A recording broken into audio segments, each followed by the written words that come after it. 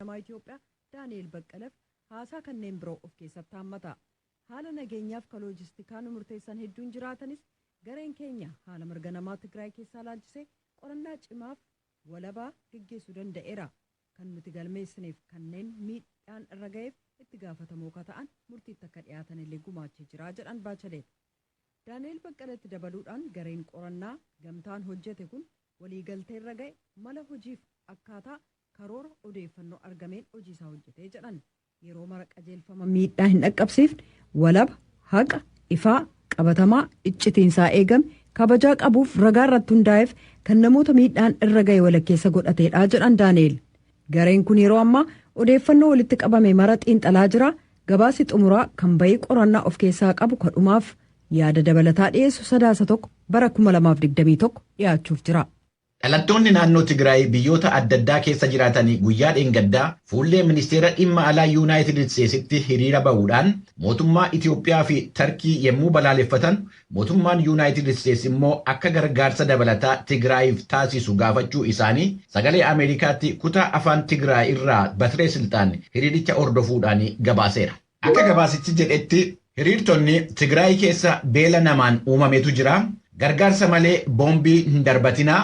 Dhaadannoo jedhu qabatanii waraanni Eertiraa akka Tigraay keessaa bahu tajaajilli baankii fi tajaajilli bu'uuraa adda addaa akka deebi'ee hojjetu akkasumas waliigalteen dhukaasa dhaabuu marii irratti hundaa'e akka taasifamu gaafataniiru. Karaa biraatiin gargaarsa namoomaa gara Tigraayitti geessuudhaaf akkaataa hojii gufuu ta'anii turanii fooyyessuu isaa mootummaan Itoophiyaa yeroo adda addaa kan ibse yommuu ta'u itti gaafatamtuun dhimma pireesii waajjira muummee ministeeraa Itoophiyaa Biillenee Suyyum gargaarsa gara Tigraayitti ergamaa jiru kan gufachiisaa jiru adda bilisummaa uummata Tigraay yookaan TPLF akka ta'e himaniiru. We really need to look at it from the context of what has been happening. Kan ilaalamuu qabu Hiwaati gargaarsa namoomaa saamaa jiraachuu isaa kallattii ragaa dhaabbileen gargaarsaa idilee addunyaa bahaa jiranuutiin jedhan. Itti fufuudhaanis what I can refer back to is the looting of humanitarian assistance by the TPLF. An himuu danda'u waa'ee saamicha Hiwaatiin raawwatamaa jiruuti. Dhiyeenya kana jiraattonni Tigraay akka loltoota Hiwaatii fi warreen mootummaan shororkeessummaatti ramadee fi galaa akka qopheessanu taasifamaa akka ture yommuu televizyiinii Tigraay irratti darbu argineerra. Gabaasonni bahaa jiranuu fi wawwaannaan garicharraa dhaga'amaa jiru waan wal faallessuudhaa jedhanii Biillenee Suyyum. Hiriirri dhalattoota Tigraay kun Yuunaayitid Isteetsiin alatti biyya Kaanaadaa, magaalota Awurooppaa, Israa'elii fi Awustiraaliyaa keessatti taasifamuun isaa gabaasameera. Gareen biyyoottan Afrikaa lixaa ECOWAS jedhamee beekamu fonqolcha pireezidaant Alfaa Koondee irratti raawwatameen kan ka'e biyya Giinii miseensummaa irraa ugguruu isaa beeksiseera. Miseensonni garee ECOWAS biyyoottan 15 erga walgayii addaa roobii darbe taasisanii booda biyyi Giinii miseensummaa irraa ugguramuu ishee ministeerri dhimma alaa Burkiina Faasoo Alfaa Baarii himaniiru. Hoggantoonni ECOWAS walgayii isaanii booddee ibsa baasaniin warreen fonqolchuu aangoo taasisanii atattamaan pireezidaantii Koondee gadhiisanii akka heerri biyyattii bakka isaatti deebi'u gaafataniiru. Koree dubbii jaarsummaadhaan hiikus gara Giiniitti akka ergu murteesseera ECOWAS. Gareen loltoota biyya Giinii Konoreel Maammadi Dubbooyootiin durfamu sanbata darbe erga fonqolchuu aangoo taasisee booda pireezidaantii biyyattii Alfaa Koondee hidhee asii pireezidaantii Naajeeriyaa Mahammaduu Baharii dabalatee hanga'oonni Afrikaa hedduun tarkaanficha mormaa jiran. Kun sagalee Ameerikaati. Barreessaan muummee mootummoota gamtoomanii Antooniyoo Guutereez aangoo mootummaatti deebi'uun garee Taalibaanii jihadistoota Afrikaa warra garee Saahel keessa jiran jajjabeessuu danda'a jedhanii waan sodaa qabaniif humni nageenyaa naannoo sanaa akka jabaachuu qabu gaafataniiru. Barreessichi gaaffiif deebii taasisan keessatti wanti Afgaanistaan keessatti ta'e bu'iin qorqalbii inni uumee fi haalli lafa irra jiru na sodaachisaa jechuu isaanii ajaansi Firaansi Pireesii gabaaseera.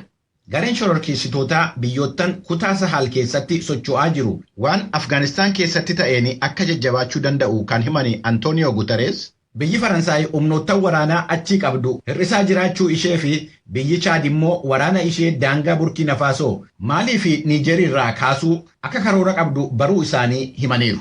Waraanni biyyoottan Afrikaa shananii inni garee jihadistootaa lolaa jiru kan Chaad, Mooritaaniyaa, Maalii, Niijerii fi Burkiina Faasoo akka gargaarsa mootummoota gamtoomanii jalatti hammatamu yeroo baay'eedhaaf gaafachaa jiraachuu isaanii Guutereez dubbataniiru. Dhaggeeffattoota keenya oduun har'aaf qabnu kanuma qophiilee keenyaa hafanii wajjiniin nagaan tura.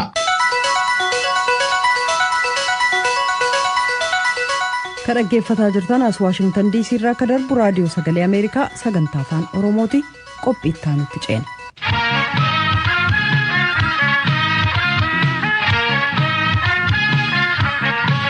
Pireezidaantiin Somaaliyaaf muummichi ministeeraa biyyattii aangoo hoogganaa dhaaba basaasaa moggaasuuf du'a hojjetaa dhaaba tika nagaa haleellaa marsariitii to'atu ilaalchisuun wal falmaa jiran Mohammad Hussein Rooblee torban kana hoogganaa dhaaba tika nagaa biyyaatiif naga eegumsaa Fahaad Faasiin ajjeechaa sana ilaalchisuun qorannaa geggeessuu dhaban jechuudhaan aangoo irraa kaasanii jiran.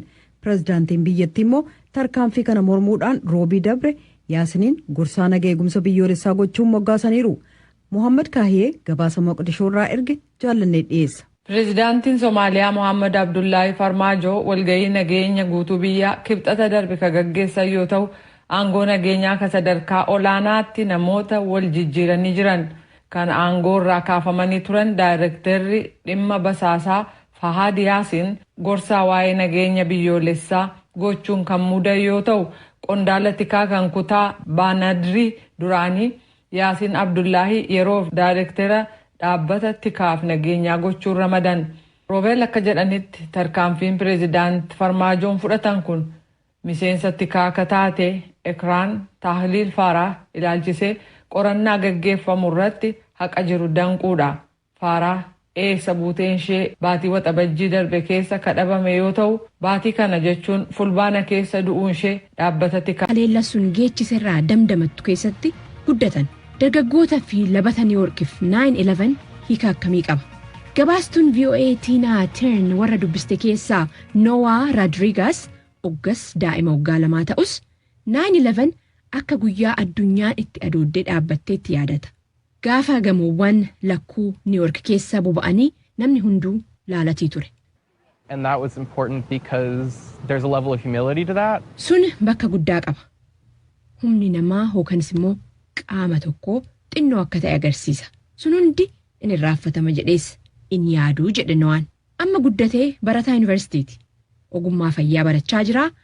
Jeequmsa siyaasaa waggoota 4 darban United States keessatti mul'atan keessa darbuun amma immoo haala vaayirasiin koronaa uume wajjiniin wal bira qabee waggaa laalu 9/11 isaaf taateewwan hammaataa biyya isaa qunnaman keessaa tokko ta'uusaa ibsa. 9/11 was just another thing on a whole dumpster fire of things that have happened over our lifetimes.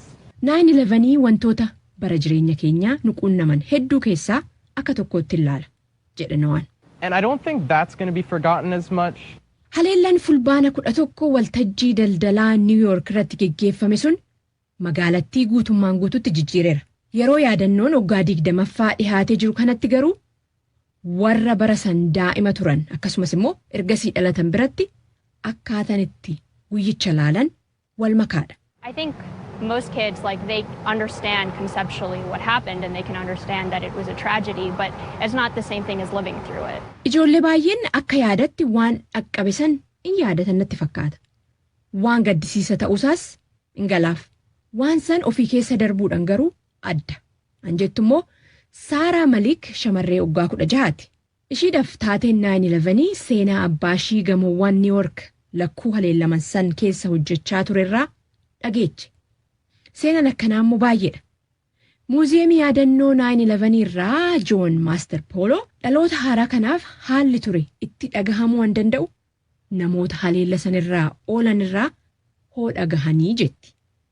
I just think that many of them don't know. It's not that they know, but they don't care.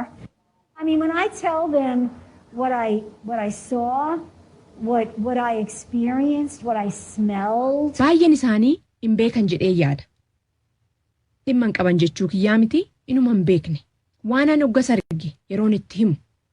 Waanan keessa darbe, waanan ija kiyyaan arge, waan natti urgaa'e yeroon itti himu jechuudhaan haala ture keessa warra darbee fi dandamateerraa dhagahuun dhaloota haaraadhaaf akka barbaachisu tarreessiti hojjettuun muuziyeemii yaadannoo 9/11 John.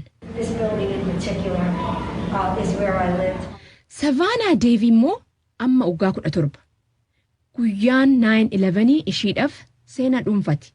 Ogaa xiyyaaronni sun gamoowwan lakkuu New York keessa dhahansanitti haati Savaanaa achi keessa jiraachuu qabdi ture hojiidhaaf. If my mom did go, I wouldn't be here. Haatiyya odoo dhaqxee jiraattee har'a as hin jiru ture jetti Savaanaan. Qarqara magaala New York bakka ijoollee baay'een sababa haleellaa saniitiin warra ofii malee itti guddatan keessatti guddachuun Savaanaa irratti illee dhiibbaa qabaateera. Waan san irratti barreessites dhiheenya kana barumsa seenatiif mana barumsaatti dhiheessu ishii ibsite Savaanaan. I feel like it should never be forgotten, and the new generations that are coming in should learn about it as it is a part of our history. Irraanfatamuu akka hin qabne natti dhagahama. Dhaloonni haaraan barachuu qaba. Kun qabiyyee seenaa keenya keessaa tokko jechuudhaan Savaanaan dhaabbatoota tola ooltotaaf illee maallaqa guuruu irratti akka hirmaattu ibsiti. I hope it opens other people's eyes to how your life can really be taken in a second, and you really appreciate every moment you have. Lubbuun kee akkamitti sekendii muraasa keessatti fudhatamuu akka danda'u. Kanaafis yeroo addunyaa kanarratti qabdu galateeffachuu baruu irratti namoota baay'ee barsiisaa ija bana jedheen yaadasii jetti.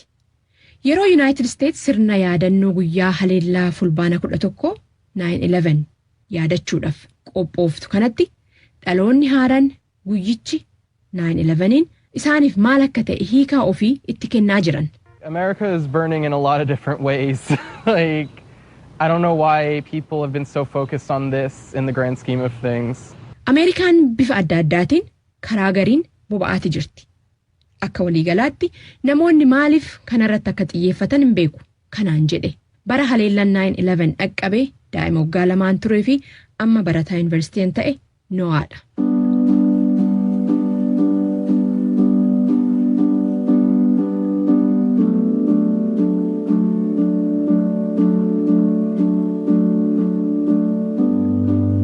Guyyaan sirna yaadannoo 9/11 kabajamuudha.